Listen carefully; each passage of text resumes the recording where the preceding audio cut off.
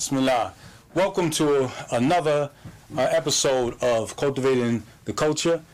Tonight we're going to actually talk about Malik Shabazz' 1965 belief and religious views, and also go over belief, faith, or iman. But as we always start off our show with my leader, his speeches from before. This was one of his last speeches that he had before he passed in 65, and also another speech that he had for the youth. So here we go.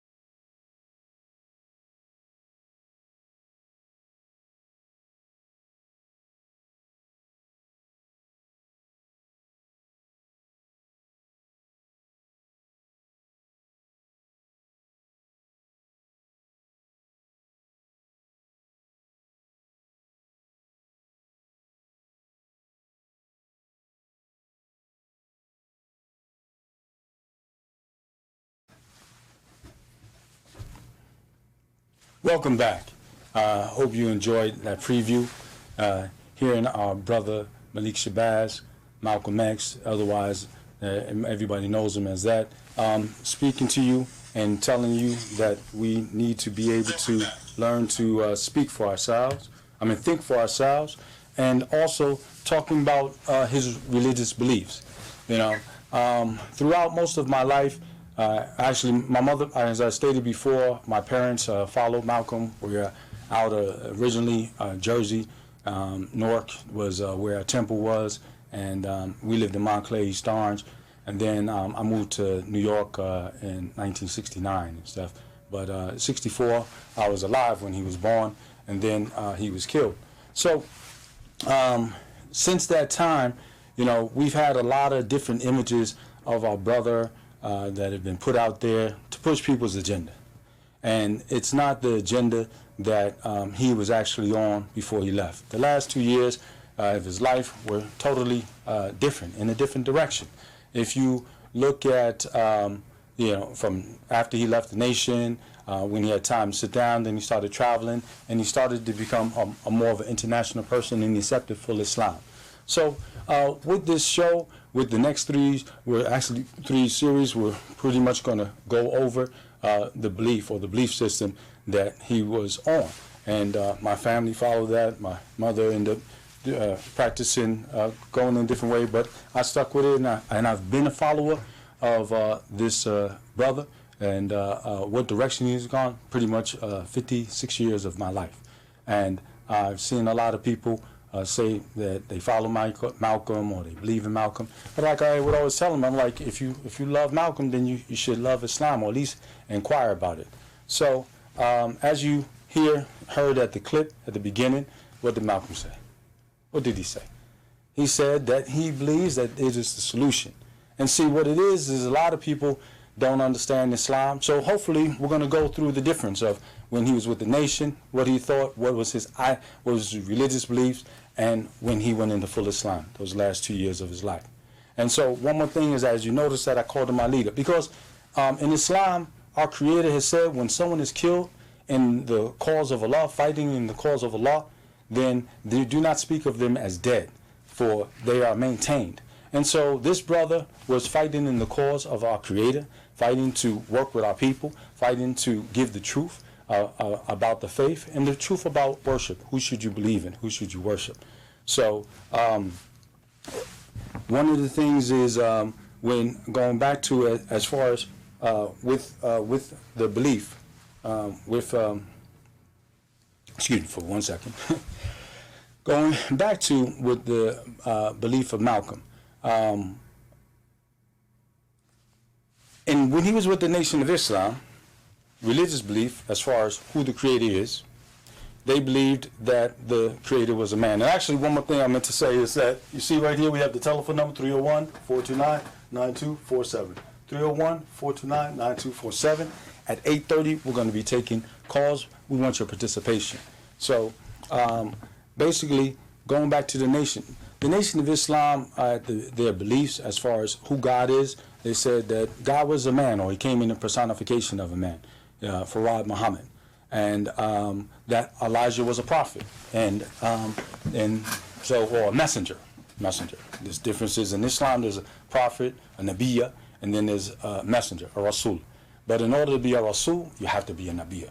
In order to be a messenger, you have to be a prophet. So either way, but for us, for Islam, full Islam, when Malcolm came into full Islam, he ended that belief. He no longer said that God was a man, Farad Muhammad, in the personification, a personification of God, and he no longer said that there was a prophet after the Prophet Muhammad, peace and blessings be upon him. For our belief, our understanding, we know that there's no more prophets that's after him, and as you notice, there hasn't been any major prophets in 1400 years with any new revelation. We've got a lot of people that are claiming prophets, but what have they brought? They've brought other books, and they've lasted, and they're gone. And so, but for 1400 years, we've maintained this truth from the last prophet, and we believe in Jesus, and we know that he's a sign of the last day, as it says in the Quran, that he will be a sign. It says that God has raised him up to the heavens, and he's going to return in the last day. So we wait for him. Not a new Jesus, not a man that, okay, I'm Jesus because I'm listening to the word, and I have memorized the Bible, or I've memorized the Quran, and I can recite the Quran and stuff, and now I'm Jesus. No, the same one that left is the one that is coming back. And this is what our faith, and this is the faith that Malcolm was on.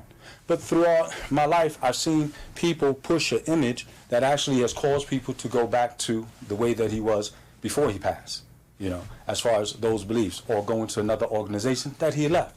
But the reality is the organization that he went to is the organization of the Creator of existence, and that's who we worship.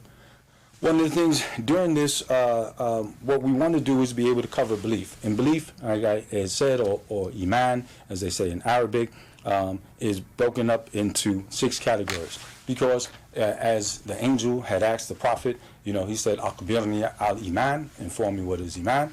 He said Iman is to believe in Allah, or to believe in the Creator of existence, to believe in his angels, to believe in his books, to believe in his messengers, to believe in the qadr, or as they say, or the akhirah, to believe in the last day, and also to believe in the qadr, which is self-determination, the good of it and the bad of it, meaning or predetermination, like something that's happened, or qadr, something, if it happens bad or happens good, the Creator has aligned this and set this up. So this was the new belief that Malcolm had. When Malcolm adopted that belief, right, he was accepted all over the world, and he became part of an international brotherhood. At that time, it was probably 1 billion. Now it's 1.5 billion, or maybe 2 billion. Allah knows best. And so this is the belief that he had. And so he left the ways of old. He left the other ways. Now, the good things of the organization that he was a part of, he kept, which was similar a lot to the Marcus Garvey movement as far as doing for self, taking care of the family, the things that they organized. It was a large group.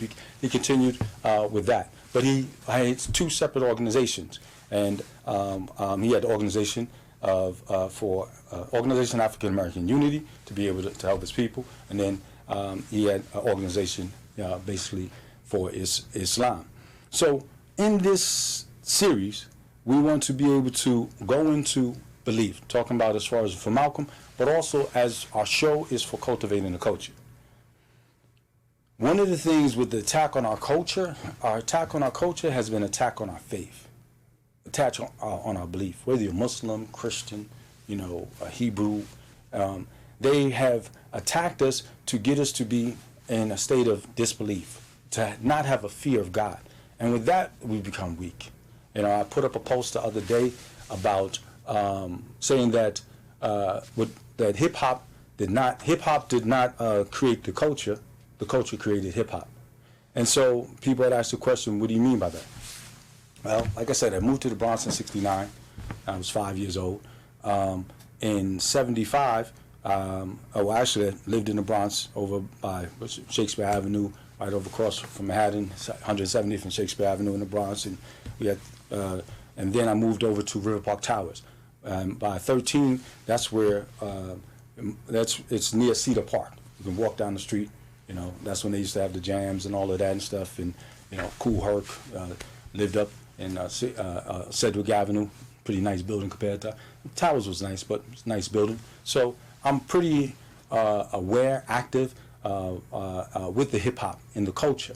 But the culture the hip hop didn't create New York. Hip hop didn't create our swag. Hip hop didn't create us. We created it. So just because a person is an entertainer doesn't mean they represent our culture. Our culture was our culture. It was a strong culture. So going back to Malcolm, how does this relate to Malcolm? Well, Malcolm was in New York, and he died in '65. Hip-hop really started 75, 77, by 77, 78. Then, of course, you had your first records that came out by '80. So here it is, people still thinking about Tupac, right? It's been 20, 30 years, since he passed, but they're still thinking about this guy and talking about him, right? I said, but, so what about Malcolm? If you think a rapper, an MC, had some effect on the people, that they still talking about Tupac, what do you think about Malcolm in New York? What do you think about the effect that he had? And then the thing about Malcolm, and especially the culture, because our culture was not just, music. No, our culture was something that started from before slavery. All the different people were coming to Harlem, coming to New York. And then with Marcus Garvey movement that happened in the 20s and all the way into really the 30s, even though they left him, they locked him up and stuff, they still had a lot of that. So when Malcolm came, who was a Garveyite, and his father was a Garveyite, and he came into the Nation of Islam. Nation of Islam had 400 followers.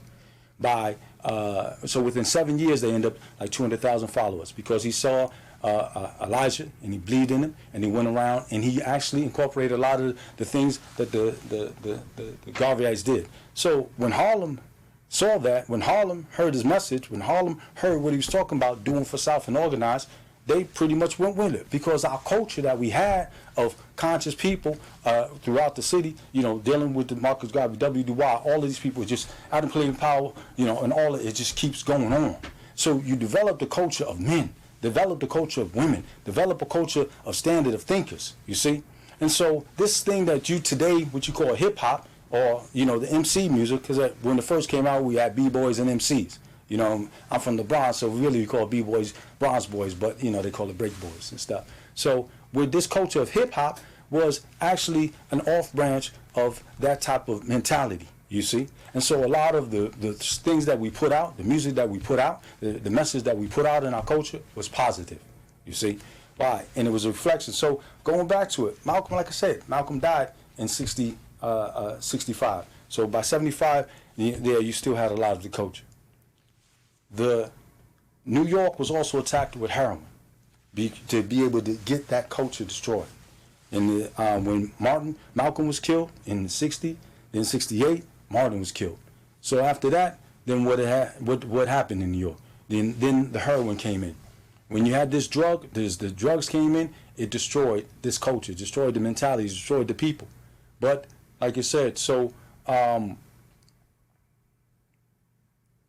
but it also took us away from our belief system, our religious system, what our leadership was about. So we're trying to come back, trying to bring people back to the truth, trying to bring them back to the system. So I'm going to get back on Malcolm, but I wanted to give you a history as far as how does this have to do with cultivating culture. Cultivating culture, we want to try to bring our people back to belief. And it's not just, the Muslims. We want the people to have the first to belief in our Creator. the belief in his angels, the belief in his books, the belief in his messengers, the belief in the akhirah, the last day, and belief in the next life.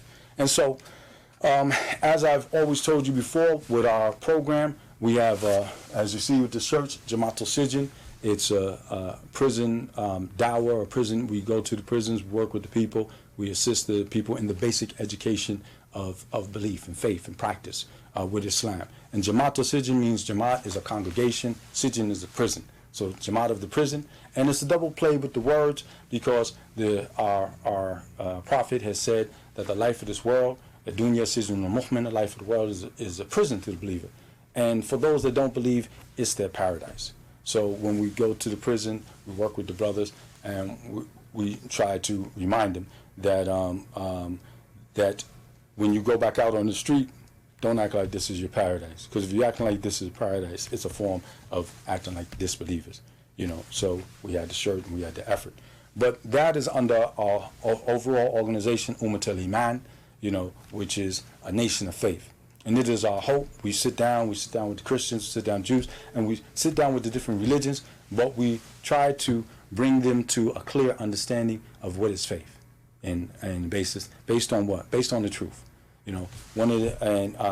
Based on a clear understanding to bring us back to worshiping our Creator. So, the Prophet, when he was asked a question to inform him about Islam, he said, "Akhbirni al-Iman, inform me about Iman." He said, the first thing is to believe in Allah. And the reason why I say the Creator, because the Creator of existence has many different names. And we live in our society today, like I mentioned at the beginning, that they said that Elijah Muhammad, Farad Muhammad was God. So when I say God, a lot of people confused. We have people, I was listening to some of these guys, MC or rappers or whatever, or MCs, older guys my age, and they were talking, 5%ers, and now I guess everybody's following Dr. York or whatever, and they talk about their gods. Now I hear people say that they're gods, so there's a confusion in that. Like I always ask them, like even when I was younger, in New York, we used to debate with the different people. You have the Islamic Hebrews, you have the Hebrews, you have the Nation Islam, you have the 5%ers, and you had the, Sunni Muslims, you had other Christian groups. And we would talk about God. And we dealt with a lot of those issues 30, 40 years ago. So I'm surprised to see this, they're surfing, but I'm really not surprised, because that's the program that they're doing to be able to get us to get off of belief, to not have belief in our Creator, to think that we actually have the power to be able to do something. It was a basic question that I used to ask. I remember I was talking to this guy, his name was Born, and he said that he's Allah. And I said, "You're Allah?" I said, "Okay." He said, "Yeah, arm, leg, arm, head." And I said, "Okay, well, why would you, if you're Allah, and you say that the European is this type of person, you're using his language for an Arabic word. You're using arm, leg, arm, head." I said, "Okay." And I just said to him what is said in the Quran, in the Revelation, what Abraham said to Nimrod. I said to him, well, Allah can give life and take life. He said, "Oh yeah, I can kill somebody, I can make a baby." I said, "Okay." I said, "Well, Allah can make the sun rise from the east and set in the west. Can you reverse this direction?" And the guy looked at me and he was dumbfounded. He was like, "Well, I'm not that Allah." No, well, Allah actually means Ilaha, the God. So how you not that God? And actually, it was good for me as the time I was young. I think about like 19 or something when he was talking. And this was in the Quran when Ibrahim had talked to Nimrod. And I just said exactly what he said. And in the Quran, it said that Nimrod was dumbfounded. And when I saw that the guy was dumbfounded, I was like, wow, this is truth. This is power. And so, today people are still saying that they're gods. What do you create? So I said the better thing to do is use the word Creator. The Creator. You see that sun? I started pointing to the sun and said, okay, well, let's just talk about the Creator. Are you the creator of that sun? Did you create that? So, or when you say Jesus is God, do you mean he's the creator of existence? And I'm like, no, okay, well, let's just stick with, focus on worshiping of the Creator and get our focus back on that, So, and also, when you go to Wikipedia and you pull up on Wikipedia the word Allah, You pull it up, and hopefully somebody can pull it up. And I'm asking people to give a call. We're here. I'm going to give you one more time, 301-429-9247. You pull up in Wikipedia the word Allah.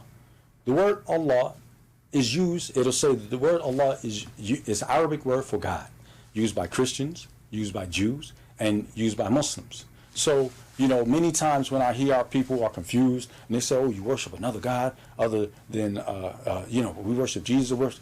No, we don't worship a man, but do you worship the creator of existence? Oh, yes. Okay. Well, Allah is not another God. If you're a Christian and you speak Arabic, which is actually a closer language because it's part of Semitic languages, closer to Jesus' language than English is, and that's the word that they use, then, we're worshiping the same God.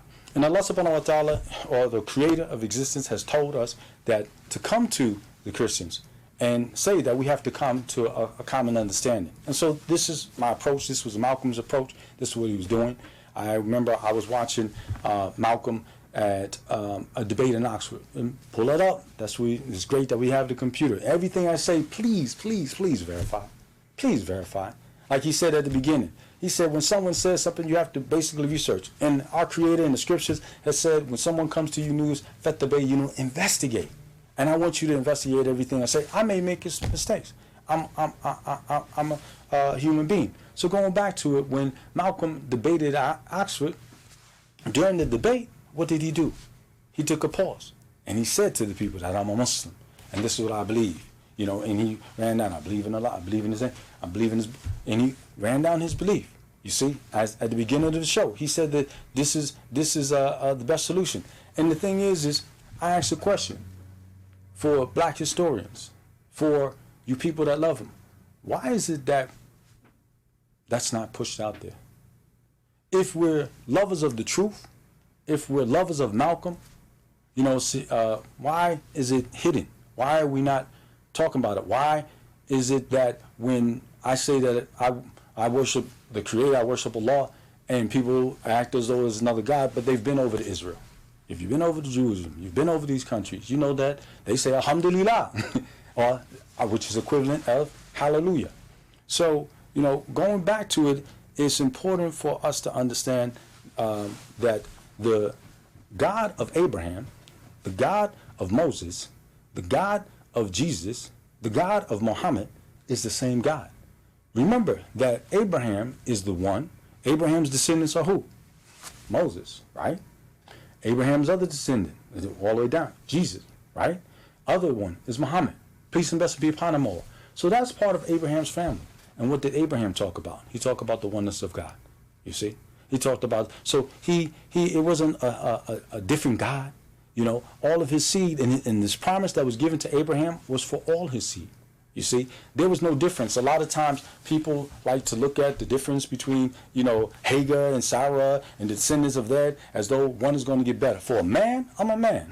And so as a man, because I got one wife and I got another wife, I got children by this wife and I got children by that wife. My kids are my kids. They can go whatever they want. They can be arguing all that and stuff, whatever. I'm treating my kids the same. And Abraham was greater than me. So his kids were the same. Because if the women got a conflict and their descendants are arguing and stuff, that has nothing to do with Abraham. Both of his kids, he had them worshiping what? The one God. And they didn't have any parts. That's why when you look at Moses, when Moses got his revelation, what his revelation said? That there should be no other God. That God is a jealous God and you should worship no other God other than him. And you shouldn't have any graven images. So this is the message of Abraham. This is the message of Moses. And then what about Jesus? Jesus was talking about worshiping the Creator. He didn't talk about worship him. Never said it. He talked about worshiping the Creator. And, people would ask, who was he? And they would take that confusion and they would distort the word and say, okay, well, he was secretly trying to say that he was God. Well, if he was God, the creator of existence, he would have told you to worship him. You see, but God is not a man. God, so then we look at him and we have with Muhammad, peace and blessing be upon him.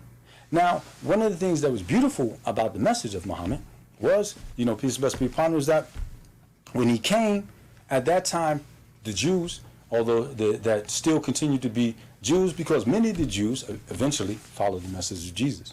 Some that went to North Africa and other places, other than just the Gentiles. But they continue to say that Jesus was not the Messiah. When the Prophet Muhammad, peace and blessings be upon him, he came, he brought a revelation, and he verified that yes, Jesus is the Messiah. You see? And that Mary was a virgin, because the Jews at the time, and what they still do, Google it, check it out. And they say that Mary's had a child out of wedlock, and her father was Jesus' father was a soldier. You can pull that up, And it gets me a lot of times. People have a problem with us, a problem with the message, and here we believe in him. We say he's coming back on the last day. We say that Mary was a virgin. Our book comes and verifies that the message, but people are still, siding with people that have these issues. Like I said, Google it, look it up. So when Muhammad came, he verified that. He said that that he was able to with the revelation. His revelation verified everything about Jesus. The difference is that he said that the difference between us and other people or that follow the Roman way, because the Romans practice of Christianity, because when the Romans took it, they're the ones that worshiped men as gods previously. So they say that Jesus died, and then he was raised on the third day. And ours, it said Rafa'a ilay. Rafa'a ilay means to raise alayhi. So Allah says that he raised them up to himself. Not raise the levels, raised them Rafa'a ilay. Raised them up to himself, and he's going to be a sign in the last day. So we say that Jesus never died. So if we have this common belief, and we believe that he never died and he was raised up to the heavens, who's a stronger believer? Who's a strong believer? Where we believe in him that much that we're ridiculed by everybody else. Like, you really believe that? The fools, that's what they say, the sufaha. They fools. They make fun of you and stuff. And that's how they push their point. And to make sure that they're right and stuff. Oh, yeah, you don't believe that? Yeah, we believe that. We say that Jesus never died. That he was just only raised up to the heavens. So, going back to it, so this is one message, one creator, one family of prophet. And when Malcolm came into this way of life, that thing that he had of the past, that saying the man was God and that there was another prophet, he left that alone. But here we are today. Oh, hey, we got a phone call. Here we go.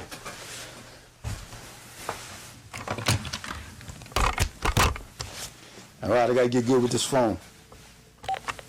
Hello, how are you? Who are you? Who is this? Hi, this is Tracy. How are you? I'm doing great, Tracy. How are you? Good. I have two questions. The first question is, you mentioned that Prophet Muhammad is a descendant of Moses and Abraham and Jesus. No. And then if you could kind of explain that, as well as explain how if you have children from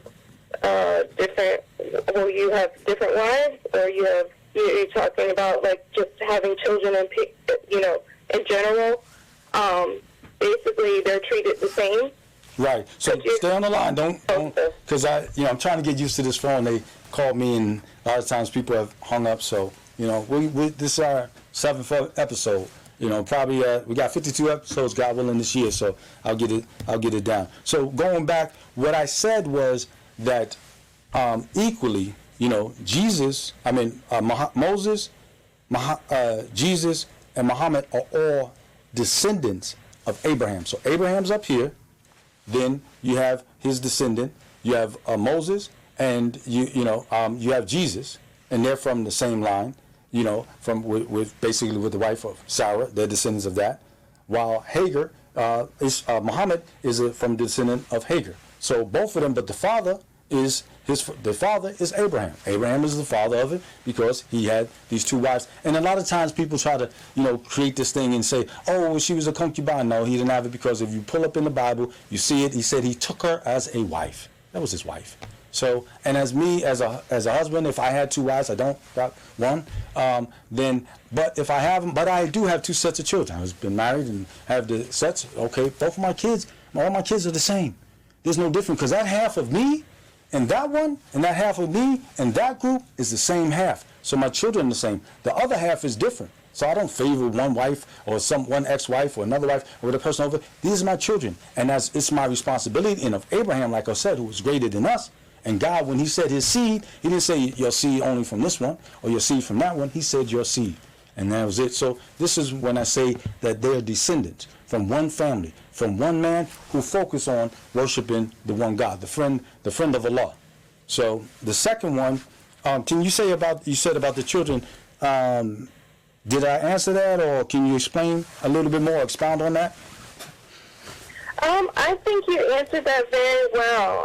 I mean, that makes sense that, you shouldn't put one before the other, and that they are all equal. So you explained that. Because you gave that in a statement, and now I see, why it's looked at that way. Yeah, and one of the things, because I think a lot of people, I see that happening too many times in this part of cultivating culture. It's important that, you don't play favoritism with your children. A lot of times to get one to do something, they'll talk about what the other did and that type of situation and this one or that situation, or you get remarried. And then your new wife has a problem with the other kids, or she'll have a child and, have that type of jealousy and envy, and why are you doing this with that kid or that? And please, sisters, let's cultivate our culture, develop our culture, and develop the way that our Creator has prescribed for us, and is to be just. And don't get them, the kids caught up into that situation, so the father can be there to be able to develop his kid and give the best in himself. Like I was talking to somebody yesterday, and I was explaining to him, I said that you are half your mother, and I said, and you are half your father. I said, so you take the good from your mother. And the bad, she has to recognize that, and she knows how to cure that. Not the father. She knows how to cure that, and she needs to be able to purge that from you. And then the father, take the best from your father. And the bad of it, let him be the purger. But a lot of times we'll get the mother talking about the father and the father talking about that to the kid. So the kids internally hating themselves.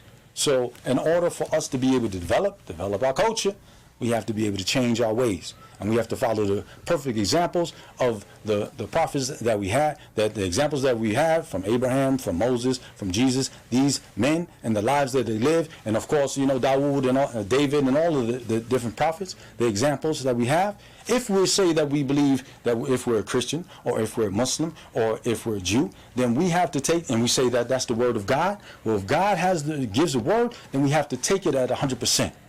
Too many times I see people, cutting down their religion or stepping back on their faith. Why? Because they don't want to offend a disbeliever, a person that doesn't believe in their religion. No, if you're going to believe that's the word of God, then follow it, listen to it, and look at those examples and know that those are some real people. I mean, you have any other questions? I don't have any other people calling in, and I want to talk, but I want to start engaging a little bit more on some of the shows, especially if I'm by myself. Do you have any questions as far as Malcolm or the understanding with him with the faith or the nation or anything? No, I just, I never looked at Ishmael and Israel that way. That's beautiful, and that's beautiful that we need to do that as parents, looking at our children and rearing them up the best that they can, and getting and just cultivating the good in them. Yeah. Oh yeah. I had to with my children. I made sure that that's your brother, that's your sister, and you got to look out for them and spend the time. I mean, I stress that they're one. And they understand. There's because of their mother's different, doesn't matter. That's your brother, that's your sister. So not half my half brother, my half sister. And this is not how it was done, the example of the prophets. So, but thank you very much. I appreciate your call, and hopefully we can get some more people call in, and peace be with you. Peace be with you. Thank you. Okay. And so, this is the faith that Malcolm adopted. One of the things with the nation, I remember when I started, when I went to school and I was in Boston and I was trying to find out about my faith and read, and I was confused because you would go to one group and they're saying one thing and another thing. But then when I started reading in the book, and I did this thing because my mother went back to Christianity, so I read the Torah, straight from the Hebrew translation. I read the Bible from the Greek translation. I read in the Torah. You have the Torah, you have the prophets, and right. The Old Testament is broken up into 3 different major books and stuff. I read the whole Quran, and then I read the Book of Mormons. I was trying to find out what is truth. I even studied about the Mayans, and I wasn't going to these religions and practicing. I was sticking with it. The reason that I made my decision to stick with, what I was born upon, and it was not one of the things, okay, I found my father upon this, I'm going to stick with it, because I'm closer with my mother, and she went back to Christianity. But it was because they had the message from their prophet in the original language. You see, I asked them the question when like I said, I talked about the Greek for the Bible. That's the oldest thing you had. So that means you had to translate from Aramaic to Greek to English or to Latin or whatever, to another language. And every time in translation, you lose something, and they couldn't bring it back. The same thing with the Hebrew. We have Old Hebrew or whatever, but we look at it and we say the Dead Sea Scrolls, there's missing parts and everything. Then when we get back into our African religions and stuff, and we say, oh, well, hieroglyphics. Okay. Hey, I'm a person, I like to do research and study. Can you actually show me direct translations? Can you show me the dictionaries that actually define the word, that they have, that picture exactly means this? No, people would, it wasn't even common, and people were not even able to verify. People just come up and they fill in the blanks. And what happens is when you fill in the blanks, then you don't have the truth. Man, that means you're writing the book with your own hand. And the beauty of it is the message that was sent to Muhammad, peace and blessings be upon him, 1,400 years ago, has been maintained in the original language, in the Arabic. And so, but we have translations, and the translations are good, but it's important to know the Arabic. And also, one thing I would like to say, because it was in Arabic does not mean the Arabs have rights over anybody else. You see? A lot of times, the false historians, I call these black historians who like to lie, and hide the truth. They take the book, they'll read it, and it's talking about Timbuktu and Mali and all of the great things and everything, and they hide it behind their back. And then they start talking about, yeah, we did this type of worship and that type of worship. Yo, bro, bring that book up. Let me see that book, man. Hold up. Turn that page. That's Timbuktu, and that's our history. We came here as Muslims. How did we lose that? What did we do? Why are you hiding that? Why are you, And so, but because why? They don't want us to have a guidance. They don't want us to have a continuous link to Abraham. They don't want us to have a continuous link to Moses. They don't want us to have a continuous link to Jesus. They don't want to have a continuous link to Muhammad for all the prophets. They are one, and we don't make any distinction between any of them. You see? We don't make a distinction. People try to get a quarter, who's better than the other one. Our prophet has told us don't engage and don't get into that. And our creator has said don't get into that. Because the thing is, the one that is the best is the creator of existence. The one that has created that sun, moon, and that existence. So in our review, what we're going to do is, like I said, we'll go over the creator and talk about 99 names or different, and 99 names meaning really 99 attributes.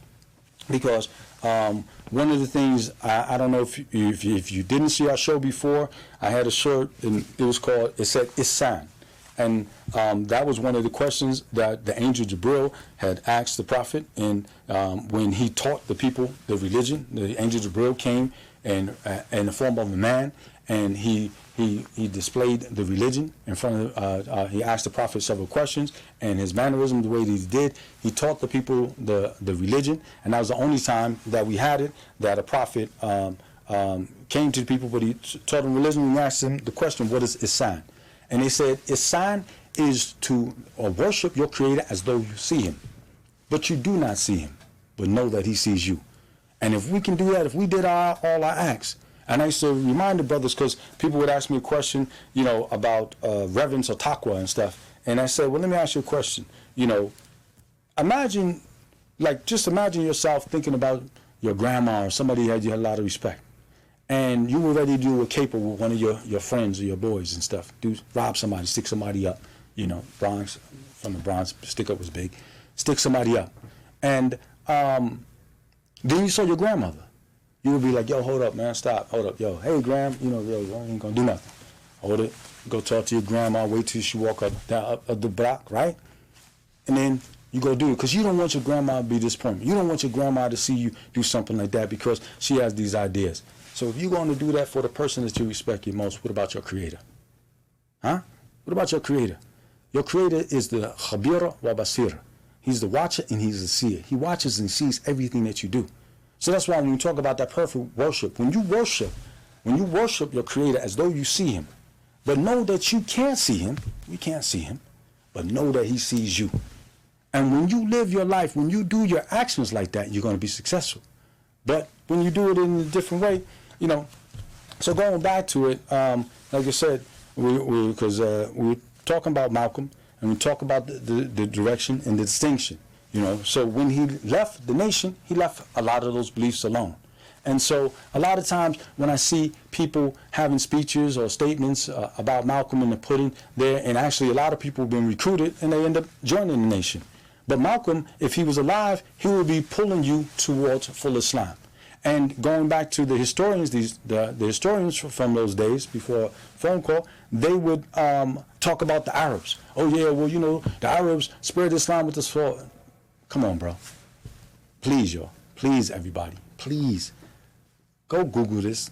Google the history of, you know, Mali, Timbuktu, Mansa Musa, and see how these people accepted the faith. See how they had the religion. See how strong they were. See the works, you know, that they were able to do. When you go there, they have manuscripts, you know, books. If you want to learn African history, you have to be able to learn the Arabic, because these are the people that preserve. Most of the history is learned from people like us going back and coming up and making up stuff. Other people having it. But when you go there and you go to these people that they was preserving history in the institutions of learning. I read a story, there was a book called Prince of Slaves. And the brother that had got sold into slavery, he knew several different languages, had studied in Timbuktu. You see? Now, this is his narrative, he's writing it. But yet our historians will act as though, you know, Islam is something foreign. No, when we came here, we Muslims. Sister, I was listening to a show the other day, and the sister was talking about with the Haitian Revolution. And there were many of the Muslims that was coming over and they was fighting. And there was one scholar that was teaching people, and he would teach them over time. Then he noticed that his students were disappearing. So he figured out, well, found out what happened, that they were taken to America. So he had himself and others that get caught so they can be able to come over. And they came over to this land.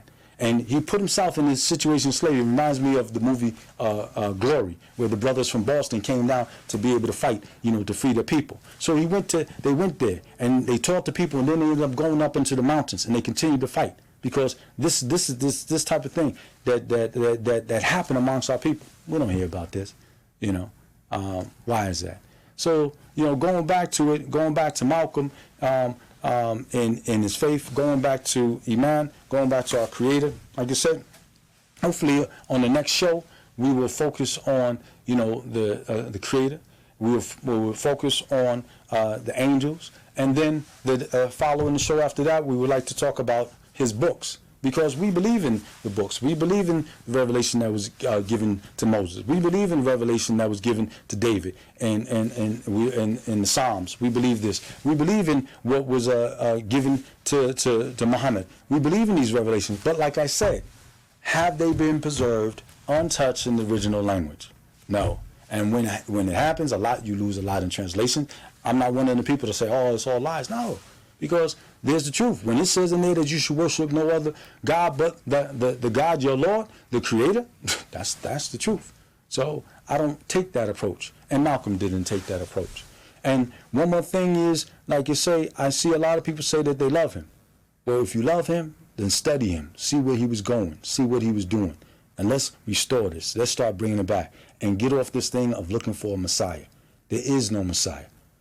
Right? A new Messiah, except for Jesus coming back in the last day.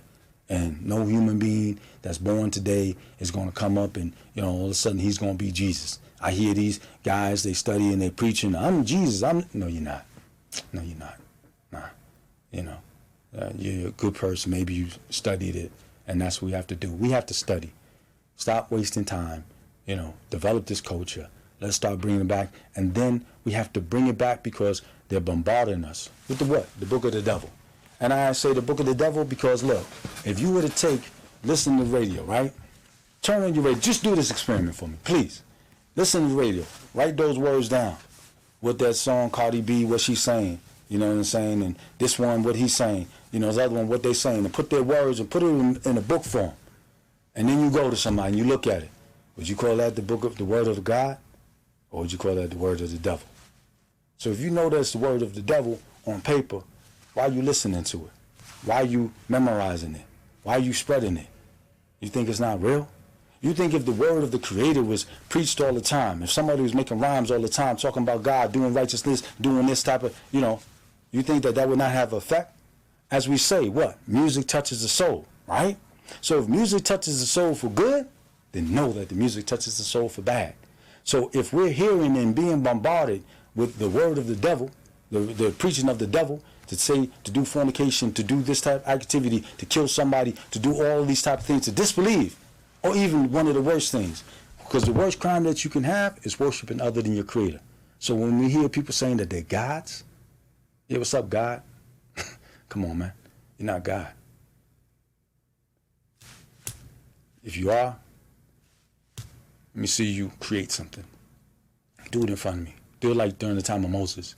When Moses went against the magicians. And the magicians, they had their snake. And, they battled because they thought that Moses was a magician. And what did he do? They went and they put their illumination. They had a snake and illuminated as though it was real. And the people looked at it like, wow, just like this television. We act like these rappers are real and they're illuminated onto the TV. And you see this thing and you're like, whoa, look at him. Oh, he's hardcore. He's this, he's that. But, then Moses came. And Moses put his, and with the power that God had, he said with the power of the Creator. While the other one was said with the power of Pharaoh, they did it. And they created illusion. But Moses did it with the power of the Creator. And his became a real snake. And it devoured theirs. And those magicians, they dropped down and they worshiped the Creator. Because they knew that was real. And Pharaoh said to them, he said, what? You going to worship him before I tell you?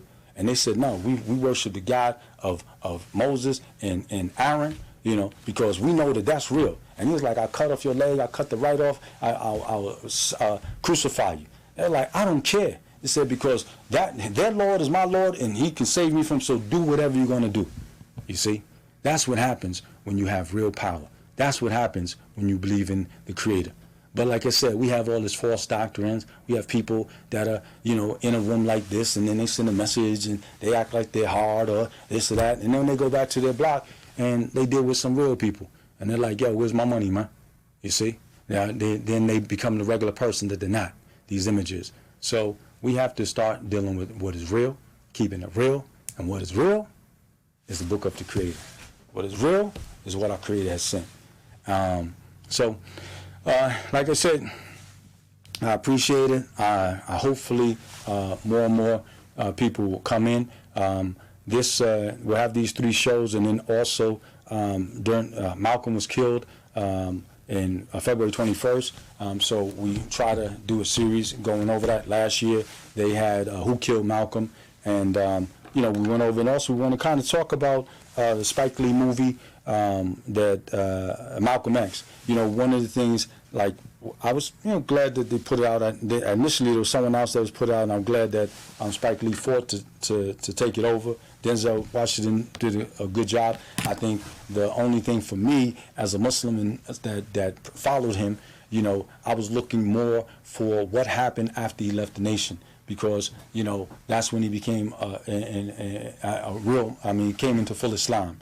And a lot was going on. He was traveling around the world. He debated in England. He went to Africa and met with African leaders and was sitting with African leaders, met with the Arabs. Just so much more than talking about the white man, that type of thing. And, the thing is, this is the program that he was on, Do for Self, Developing Self, and, dealing with Africa and these type of things. So in the movie, I think half the movie was while he was hustling, and he went to jail at 19. So, he actually went astray at 14. So a 5-year period was covered for half the movie. While when he got out of jail, he died at 39. So, we really didn't see a lot of the real impact, the lot of what we saw in the book. This man left an autobiography, and like it says, our Creator, he said, when someone is killed in the cause of the Creator, then do not speak of him as dead. We look at Malcolm and we look at he continues to live, he continues to benefit, he continues to grow. Why? Because so many people have taken Shahada by reading his life story. And it wasn't from the hustling days that they had it there, and oh yeah, he was a hustler, I'm impressed with that. No, it was the fact that he was able to go from that state and then go to another state. And each state, he was able to go back to the people and say, you know what, I misguided you. I was wrong. And then he went to the next, and as he found the truth, and that's the hardest thing for men to do. That's the hardest thing for women to do. That's the hardest thing for humans to do, is go back to people and admit that they were wrong. Yes, yeah, I was following the wrong way. Oh man, well, I'm going to know you telling the truth now. Well, it's on you. But the reality is I have to give the truth. And that's what Malcolm did, and till he died. So, and as a follower of it, my parents was a follower. Me, other brothers, other people that I know, we're going back to that. Because that shoes have not been filled. Yes, we have a lot of people that talk, but if we look at that organization, we look at what he was able to do. The Nation of Islam at the time, they were, some said they had $75 to $100 million in assets. That's not happening. So we want to return to that. Now we should be able to have 100 million or 75 billion. 100 billion or whatever, 75 billion or 75 billion to 100 billion in assets. So thank you very much. We're going to end this show. I know it's early, but I'm signing out. Peace be with you. Thank you very much. See you next week. Cultivating the Culture.